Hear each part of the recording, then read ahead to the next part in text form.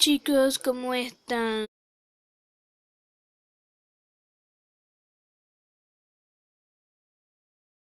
Hola chicos, ¿cómo están? Mi nombre es Fernanda.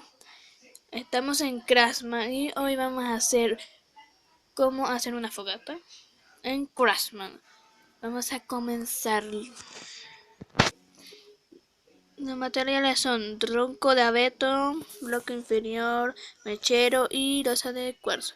Cuando comencemos con la losa de cuarzo, la ponemos de la siguiente manera. Y queda así, tiene que quedar así. Aquí, aquí, tiene que quedar. Ahora vamos a hacer las sillas.